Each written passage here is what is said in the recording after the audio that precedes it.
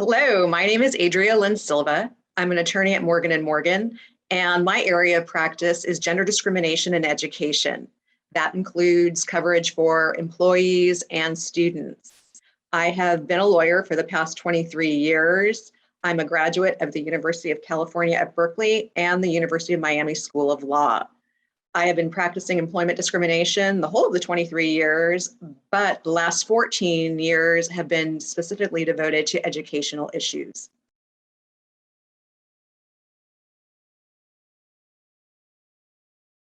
Title IX protects pregnant employees. This means that the employee is entitled to leave per the school or the university's maternity leave policy.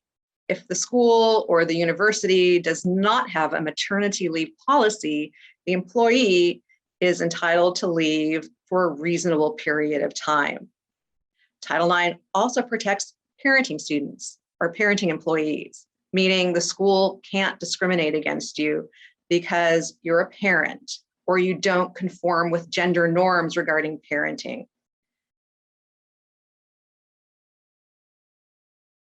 So the line between student and employee can sometimes be blurred. And it's really important because sometimes there's different remedies available under certain laws, depending on whether you're a student or whether you're an employee. And there are certain legal tests that we as lawyers use to determine who's a student or who's an employee. But sometimes this gets a little confusing. And especially in the cases of medical doctor residencies or internships.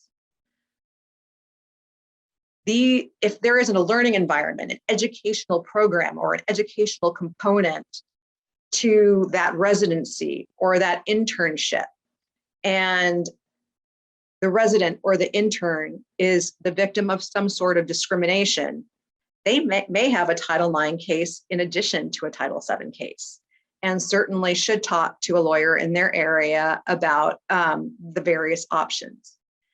And the reason why this is so important is because if there are exams or procedures that somebody has to go through and there's gender discrimination or sexual harassment or a hostile environment, it has to be addressed so that licensing is not affected later on, or that the student or the resident or the intern can pass their program, get their residency, get their license, make it through to the next step. So typically, a lot of this comes up, again, in the pregnancy context. Many universities, many hospitals who are federal funding recipients don't want to give the pregnant student or the pregnant intern or resident leave, and gives them these ridiculously short periods of time in which they have to return to work. That may be violative of Title IX. If the resident or the intern is considered a student, they get leave for as long as it's medically necessary or in accordance with a school or university's student maternity leave policy. If the school doesn't have a student maternity leave policy, then it's going to be as long as it's medically necessary. And medically necessary can be a lot longer than just a few weeks after the birth of a child. It can actually include conditions like postpartum depression, which can last significant periods of time.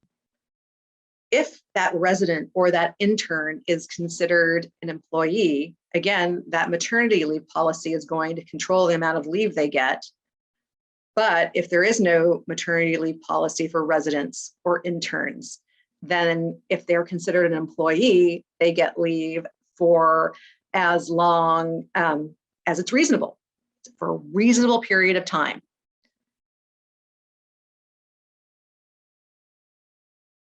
So Title IX obviously prohibits sexual assault, sexual harassment, or even a hostile education environment where it concerns students. And certainly if you're an employee of a K through 12, you need to be aware of what your responsibilities are.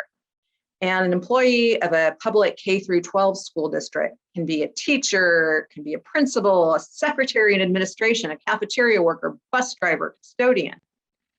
If you are aware or you see some kind of student harassment or hostile environment or even a sexual assault, you must report it to the next level. If you are confused about who the appropriate person is to report to, you can always look at your school's policies and procedures, or contact the district's Title IX coordinator and make the report. K through 12 employees are mandatory reporters. If you are a teacher at a K through 12, you are a mandatory reporter. Moreover, depending on your state, it may be part of your licensing that you advise the administration about potential discrimination issues, including sexual assaults or harassment or hostile environments. At the collegiate level or the vocational level or something beyond 12th grade, you definitely should escalate it to the next level. Again, you can go to your school's or university's Title IX coordinator. If you are unsure who that Title IX coordinator is, go to the highest person that you can think of. Is that your dean? Is that the provost? Is that the athletic director? Is it the sports women's administrator, who may not be able to investigate complaints of sexual harassment or sex-based discrimination, but at least the SWA can point you in the right direction or help you escalate that complaint so that the school or the university can investigate and potentially take prompt and effective corrective action to end that harassment, that hostile educational environment, or even that assault. So even if you are getting pushback that Title IX does not apply to you because of your gender identity or because of your sexual orientation, I encourage you to talk to an attorney in your area about what your rights are under Title IX. For example, transgender students have successfully brought claims against their school districts for use of certain facilities.